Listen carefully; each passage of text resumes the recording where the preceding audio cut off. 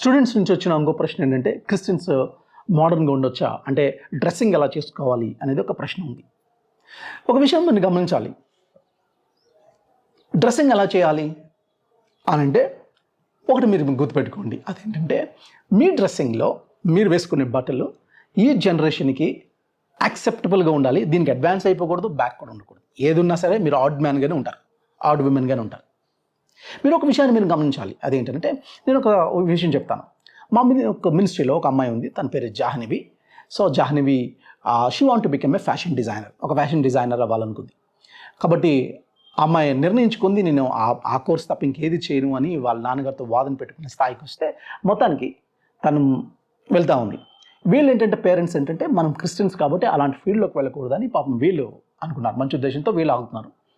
So తన దగ్గర తీసుకొచ్చినప్పుడు తను ఆల్రెడీ నిర్ణయించుకుని వెళ్తామని అనుకుంది కాబట్టి, ఎంత చెప్పినా వినే పరిస్థితి లేదు కాబట్టి, సరే వెళ్ళు అయితే గుర్తుపెట్టుకో, ఎందుకంటే దేవుడు కూడా ఫ్యాషన్ డిజైనరే. ఎందుకంటే ఆదాము అవ్వని పంపించేసినప్పుడు, ఆ ఏదైనా వనం నుంచి బయటికి పంపించినప్పుడు ఆయన కప్పాడు. ఈ విషయం గుర్తుపెట్టుకో జాహ్నవి, ఇదే మాట చెప్పాము. దేవుడు కప్పాడు.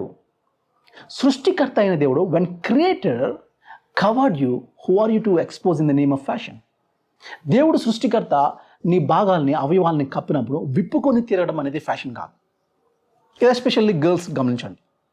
ఎక్స్పోజ్ చేయడం, ఈరోజు మన హీరోయిన్స్ ఏం చేస్తున్నారంటే ఎక్స్పోజ్ చేస్తూ ఉన్నారు. దీన్ని మోడర్న్ అంటున్నారు, దీన్ని ఏమన్నా ఫ్యాషన్ అంటున్నారు. And that is not modern, that is not fashion.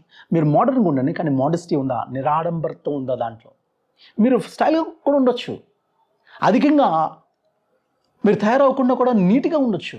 మీరు ఎంత సింపుల్గా ఉండి బ్యూటిఫుల్గా ప్రజెంట్ చేసుకోవచ్చు మిమ్మల్ని. మీరు గమనించండి. సో దేవుడు సృష్టికర్త. మీరు అసలు మీరు ఆలోచించండి, ఒక స్కిన్ కనబడేటట్టు మీరు ఎందుకు తయారవుతారు? అది ఎవరికో చూపించాలన్నా అంతే కదా, దాని వెనకాల మోటో అంతే కదా. మీరు ఎందుకు షార్ట్ డ్రెస్సులు వేస్తారు? కొంతమంది వెనకాల చూపించాలనేది కదా, ఎవరికో చూపించాలని కదా, అక్కడే కదా నిబంధనలు పెడతా ఉన్నా. ఇది మీరు గమనించుకోవాలి. సో మీ వల్ల, అందుకని ఏమంటాడంటే దేవునికి వాక్యం ఏంటంటే శోధన రాకుండా తప్పు, శోధన అనేవి రాకుండా తప్పు, కానీ ఎవరి వల్ల వస్తుందో వాళ్ళకి శ్రమ. నేను శోధింపబడుతున్నాను. మీరు సరిగ్గా వేసుకోకపోతే, బట్టలు సరైన కవర్ చేసుకోకపోతే, మీరు అవతలని టెంప్ట్ చేసేటట్టు మీరు కానీ ఆ ఒక సహోదరుని టెంప్ట్ చేసే స్థాయిలో మీరు డ్రెస్సింగ్ ఉంటే మాత్రం అవతలు టెంప్ట్ అవ్వడానికి మీరు కారణం అవుతున్నారు. కాబట్టి be careful with your dressing అనేది. నా వల్ల ఇంకోళ్ళు అభ్యంతరపడద్దు. పౌలు ఏమంటాడంటే, నా వల్ల ఒక బలహీనమైన సహోదరుడు తిండి వల్ల ఒకవేళ తేడా వస్తే నేను ఆ తిండిని కూడా ఆపేస్తాను అన్నాడు. అలాంటిది మీ డ్రెస్సింగ్ ఒకవేళ ప్రాబ్లం అవుతుందేమో, అవతలు టెంప్ట్ అవ్వడానికి కారణం అవుతున్నారేమో, అది చూసుకొని డ్రెస్సింగ్ కూడా విషయంలో కూడా మీరు జాగ్రత్తగా ఉండమని నేను కోరుతా ఉన్నాను. సో జాహ్నవి ఇప్పుడు ఏం చేస్తుందంటే ఫ్యాషన్ ఇండస్ట్రీకి వెళ్ళింది.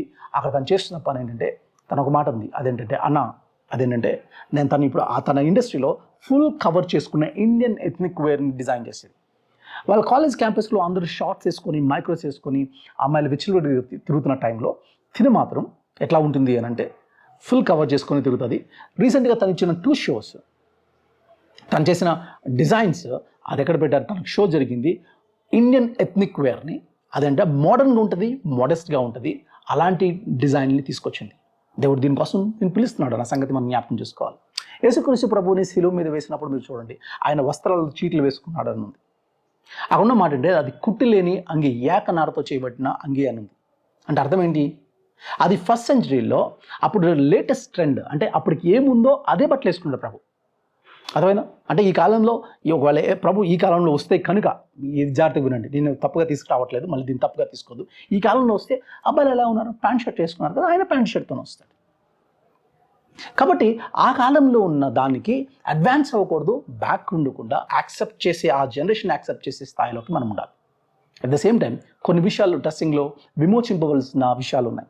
జాహ్నవి ఆ ఫ్యాషన్ డిజైనింగ్ని ఎలా అయితే విమోచిస్తుందో, మీరు కూడా చాలామంది గర్ల్స్ ప్రపంచానికి చెప్పాల్సిందంటే డ్రెస్సింగ్ అంటే ఇది, అమ్మాయిలు అంటే ఇది, డ్రెస్సింగ్ ఎలా చేసుకోవాలి అనే ఒక విధానాన్ని ప్రపంచానికి నేర్పండి. ఒక కౌంటర్ కల్చర్ నేర్పండి.